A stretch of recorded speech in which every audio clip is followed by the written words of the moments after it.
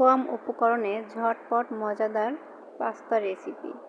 আসসালামু আলাইকুম, কেমন আছেন সবাই? আশা করি আল্লাহর রহমতে সকলেই ভালো আছেন। আমরাও আলহামদুলিল্লাহ ভালো আছি। তো আজকে আমি পাস্তার রেসিপি তৈরি করব। তো এর জন্য প্রথমে আমি পাস্তাগুলোকে সিদ্ধ করে নেব। তো তার জন্য আমি একটা প্যানে দিয়ে দিয়েছি পরিমাণ মতো পানি এবং দিয়ে দিচ্ছি 1 চামচের মতো লবণ আর দিয়ে দিচ্ছি সরিষার তেল। আপনারা এখানে সয়াবিন তেলটাও দিয়ে দিতে পারেন। তো আমি এখানে সরিষার তেলটাই ব্যবহার করছি। তো তেলটা দেওয়ার কারণ হলো পাস্তাগুলো লেগে যাবে না, পাস্তাগুলো ঝরঝরে থাকবে। তো তারপরে যখন পানিটা ফুটে আসছে আমি কিন্তু এখানে 1 কাপ পাস্তা দিয়ে দিয়েছি, দিয়ে আমি একটু নেড়ে দিচ্ছি। এভাবে করে আমি 3 মিনিটের মতো পাস্তাগুলোকে সিদ্ধ করে নেব।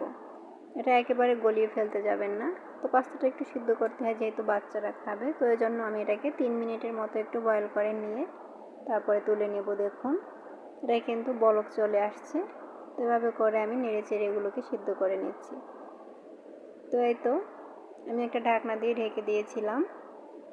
তো এই তো ঢাকনাটা খুলে এই দেখুন পাস্তাগুলো কিন্তু খুব ভালোভাবে সিদ্ধ হয়ে গেছে। আমি যেভাবে সিদ্ধ করে নিয়েছি 50% তো সেভাবেই সিদ্ধ হয়েছে। তো এবার আমি এরকম একটা ছাঁকনি দিয়ে তুলে নিচ্ছি। আর পাস্তাগুলো দেখতে কতটা সুন্দর লাগছে দেখুন। তো পাস্তাগুলো আমি একটা সাইডে রেখে প্যানে দিয়ে দিয়েছি সামান্য একটু সরিষার তেল, একটু পরিমাণ মতোই তেলটা দিয়ে দিয়েছি। তারপরে আমি এখানে একটা ডিম আগে থেকে ভেঙে রেখেছিলাম, তো সেই ডিমটা দিয়ে এর ভিতরে দিয়ে দিচ্ছি স্বাদ অনুযায়ী একটু লবণ। তো ডিমটা একটু ফুটে আসলে তারপরে আমি এখানে ডিমটাকে ঝুরা ঝুরা করে নিব। তো ডিমটাকে আমি ঝুরা ঝুরা করে তারপরে তুলে নিচ্ছি। এই তো দেখুন আমি কিভাবে ঝুরা ঝুরা করছি। এটা কিন্তু বেশি ফ্রাই করে নেবেন না। তো একটু নরম থাকা অবস্থাতে এটাকে ঝুরা ঝুরা করে তুলে নিয়েছি। তারপরে আমি প্যানে দিয়ে দিয়েছি আরও কিছুটা পরিমাণে তেল।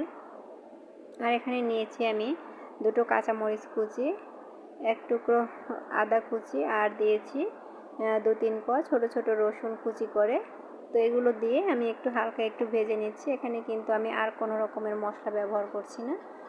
তো এই রসুন, আদা এবং মরিচটাকে আমি একটু ভালো করে ভেজে নিচ্ছি। তো ভাজা হয়ে গেলে আমি এর ভিতরে আগে থেকে সিদ্ধ করা পাস্তাগুলো দিয়ে দিচ্ছি। তো পাস্তাটাকে দিয়ে আমি অনবরত নেড়ে চেড়ে নিচ্ছি। নেড়ে চেড়ে আমি এগুলোর সঙ্গে ভেজে নিচ্ছি এগুলোকে।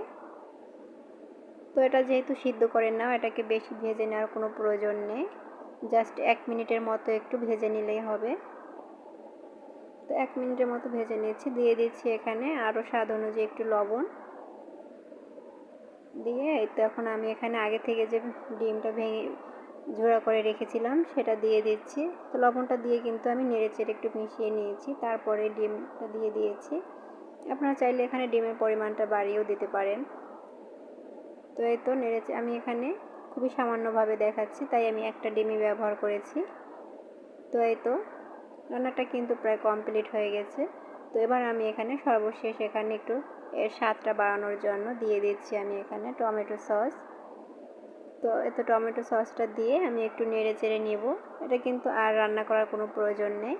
একটু নেড়ে চেড়ে জাস্ট কয়েক সেকেন্ডের মতো নেড়ে আমি এটাকে নামিয়ে নেব। আর এটা দেখুন কতটা লোভনীয় লাগছে। তো এই তো আমার কিন্তু পাস্তাটা রেডি, একেবারে ঝটপট 5 মিনিটের মতোই কিন্তু লেগেছে। 5 মিনিটেই কিন্তু আমার রান্নাটা একেবারে কমপ্লিট, পাস্তা সিদ্ধ করা থেকে শুরু করে। তো এই তো তারপরে কিন্তু আমি পরিবেশন করে নিয়েছি। দেখুন মাশাআল্লাহ কতটা সুন্দর লাগছে দেখতে, খুবই ইয়ামি লাগছে।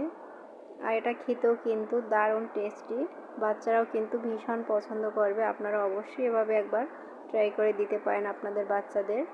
এখানে কোনো রকম ক্যাপসিকাম বা কোনো রকমের ছাড়াই কিন্তু খুবই সহজে ঝটপট আমি বাসায় থাকা উপকরণ দিয়েই কিন্তু শুধুমাত্র একটা ডিম দিয়েই পাস্তাটা তৈরি করে নিয়েছি।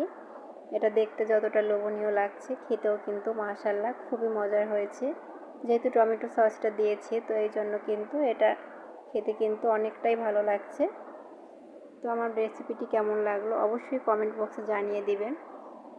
আর ভালো লাগলে একটা লাইক দিতে ভুলবেন না এবং আপনাদের ফ্রেন্ডস অ্যান্ড ফ্যামিলির সঙ্গে শেয়ার করে দিবেন। তো আজকের মতো এই পর্যন্তই। আমার ভিডিওটি ভালো লাগলে কমেন্ট বক্সে জানিয়ে দিবেন। তো আশা করি ভালো লাগবে। এটা রান্না করা যেমন সহজ এবং তেমন কিন্তু উপকরণও লাগে নাই। মাত্র 5 মিনিটে এরকম একটা রেসিপি কিন্তু আপনারা আপনাদের বাচ্চাদের টিফিনেও তৈরি করে দিতে পারেন। তো আজকের মতো এখানেই বিদায় নিচ্ছি। আল্লাহ হাফেজ। আসসালামু আলাইকুম।